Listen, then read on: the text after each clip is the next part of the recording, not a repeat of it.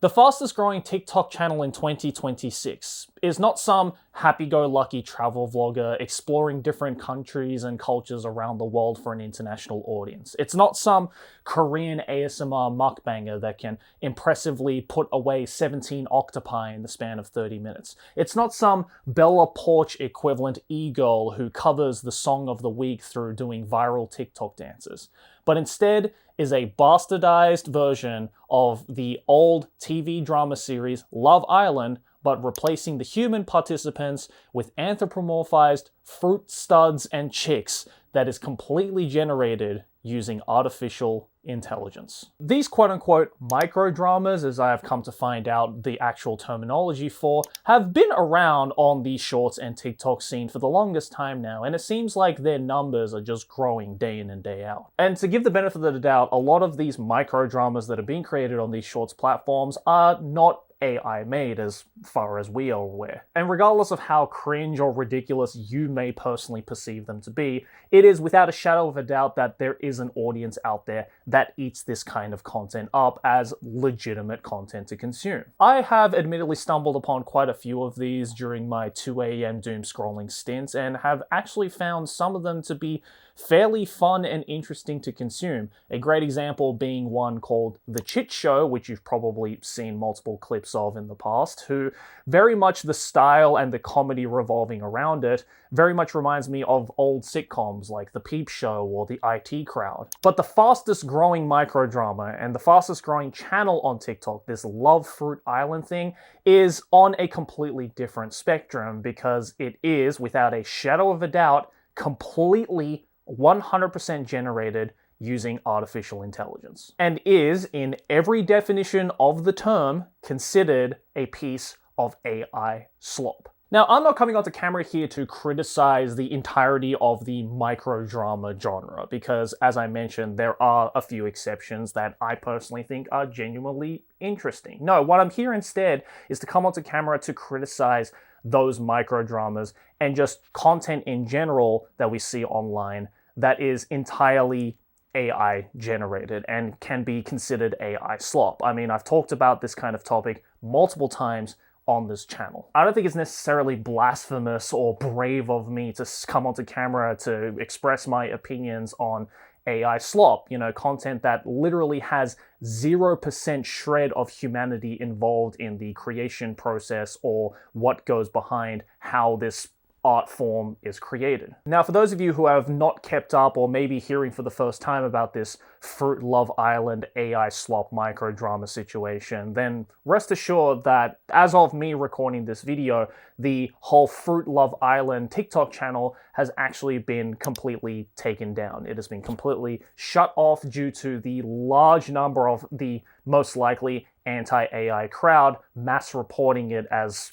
just content that is worthless on that platform. And as someone who stands by in the fact that there is literally no long-term benefit to mass producing these AI slop content, I say this is good news. But now there has been this rise of this interesting debate that has been happening on the internet between those who support AI slop and those who don't support AI slop. And in the whole deletion of this giant AI slop channel, in tandem with the meteoric fall of AI-generated content machines such as Sora AI, that this is actually going to do nothing to stop the meteoric rise and prevalence of AI slop on the internet. If anything, what it's going to do is it's going to, quote-unquote, downgrade the quality of AI slop back to the prehistoric times of when this kind of stuff came out on the internet. I personally just don't really agree or see whatever the fuck this quality is that people are speaking of, but that's their prerogative, I guess. But in a sense, I have to admit that they are right in a way as well, because it is true that AI slop, AI content, completely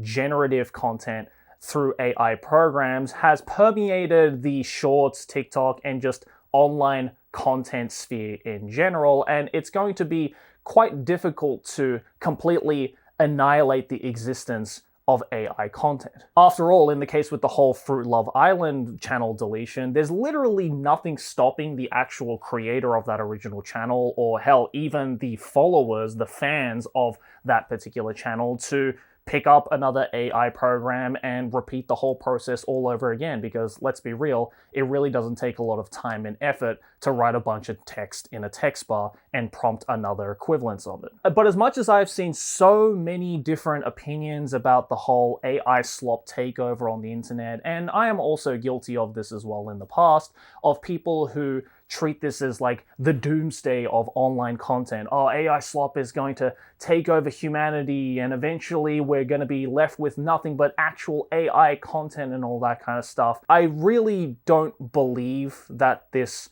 huge rise of AI slop on the internet is necessarily going to be the end of all human-made media and entertainment. Maybe I'm just playing devil's advocate here, but I am a firm believer that at the end of the day, humans are the ones who are going to be consuming a lot of this AI slop, and at the core of it all, humans want to feel some kind of real connection. They want that human experience to come out of their content because that's just something that is ingrained into our psychology as a human species. There was this recent article that I came across from the BBC that explored the different ways in which Gen Z in particular have been tapping into the whole retro media market in hopes that they can disconnect from the internet to seek out their entertainment. The sudden rise of things like vinyls and CDs, DVDs, VHSs, retro game consoles, and other physical media have shown and given a new light on the value of ownership when it comes to entertainment. But it's also quietly gaining recognition from a group of people who undoubtedly grew up their entire life connected to the internet for their entertainment by providing them this sense of realness that the whole AI slop rise has definitely tainted in a lot of those people's minds. But isn't it truly a sad state of affairs that in order for these kids and even the older or younger generations to seek out this realness in their media or their art or whatever it is that they want to consume on a daily basis, that they literally have to disconnect from the internet? I mean, I remember a decade ago, we all joked about the dead internet theory possibly becoming a thing in the near future. Haha, wouldn't that be kind of insane? And now we are undoubtedly living in the dead internet theory-esque Orwellian reality. And as far as I'm concerned, I have also personally seen that in the field of YouTube, this website that you're watching this video on right now, as someone who's been participating actively on this platform making content for over a decade now. A scene that used to value TV-level production and TV-level editing. Oh my god, it's like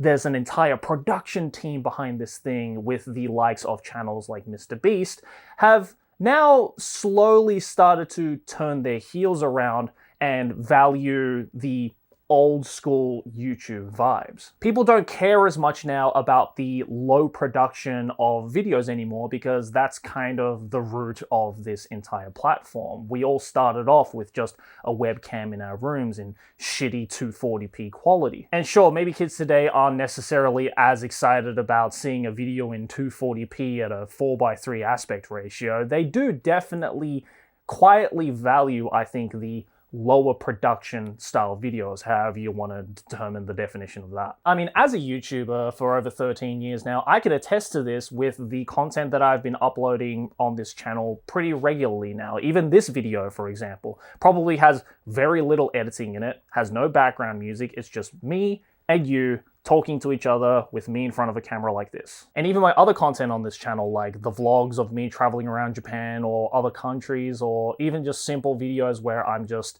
talking about and reading off a piece of Japanese news that has come up. These low production videos and stuff like that have definitely garnered a bunch of comments of people saying something along the lines of, oh, this brings back the old YouTube vibe and I'm all here for it. I mean, hell, the whole reason why I even started my Let's Play channel is because people valued this old YouTube-styled content that used to be the norm back in the day. And I think this whole ideology also ties into all sorts of other things as well. I mean, look at the meteoric rise of live streaming channels such as Twitch, for instance. Sure, it might be because of the ever-increasing loneliness epidemic where people just want to feel some sort of connection, regardless of whether it's someone halfway across the world through a Twitch service, or perhaps it's the rise of the whole idea of parasocialism that especially the younger audience just can't get over and maybe see as a bit of a norm. Or perhaps it's this shifting value that people are starting to have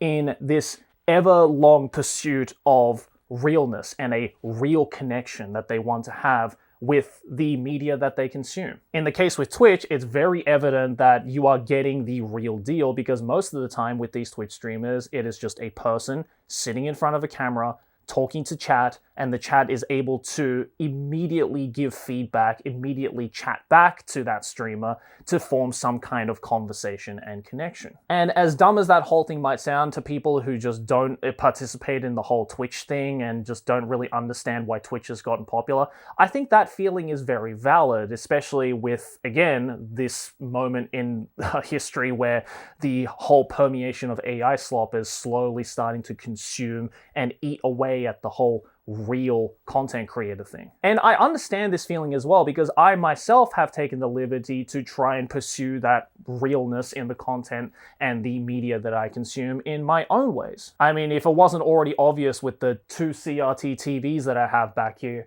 one showing Parappa the Rapper on PS1 and the other one being the first Pokemon movie made 25 years ago at this point. But I personally have taken it a step further by getting back into reading consistently, as evident with all of the book reviews that I have done on my channel. And just in general, using any spare amount of time that I have outside of work to go outside and touch some real grass. It has undoubtedly done wonders for my mental health, and I have been the happiest and most freeing that I have been in a really, really long time. And even when we go back and look at the short form content scene or TikTok and stuff like that, as much as there is this huge rise of these AI slop channels, these AI micro dramas, just AI memes in general that people either heavily agree or heavily disagree on, at the same time, we are still seeing so many shorts and TikToks and reels of people just doing people things. Whether it be something simple as just somebody giving their opinion in front of their phone, sitting in their car on a hot summer day, or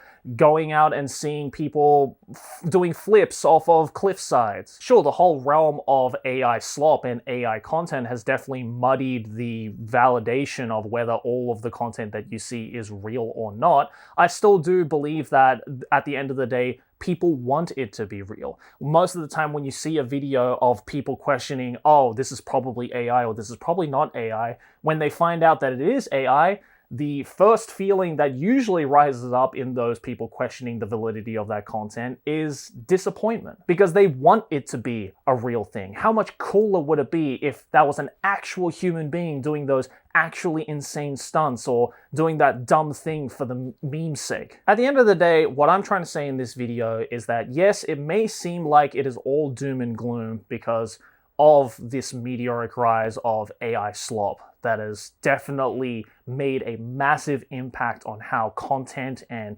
entertainment in general is perceived, especially by a younger audience who probably doesn't know any better. But it's never ever all over. At the end of the day, we are humans that want to perceive and seek out human experiences, whether that be through a simple Instagram reel, whether it be through actual art forms like movies or TV or music. And inherently, we are social creatures at the end of the day. We need that real human connection, and humanity is going to try to seek that real human connection out regardless of how much AI slop is going to take over everything on the internet. Again, I've seen so much like doom and gloom videos of people saying that like, oh, this is the end of it all, and you know, what's even the point of trying to make real content and stuff like that? What's even the point of being on sites like TikTok or Instagram or even YouTube for that matter, when at the end of the day, it's going to get to the point where I'm not even going to know whether the thing I am looking at is actually real or human-made at all. But I do believe there is a light at the end of the tunnel, and it's just a matter of how you think that you should perceive that. Again, some people see that by tapping into retro stuff like videos, CDs, DVDs, which I have definitely done so,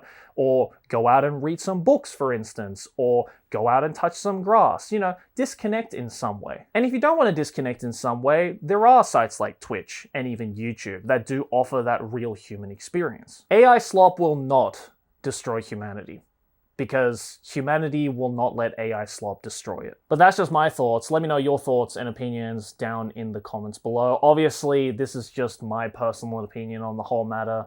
If you want to debate about the pros or the cons of AI slop, leave them down in the comments below. Let's have a nuanced discussion, because God knows the internet is good at that. But everything's gonna be alright, bro. Don't worry. We'll be fine. Humanity is stronger than it looks, and we'll get over this speed hump as well. Anyways, thanks for watching. See you in the next one. Peace.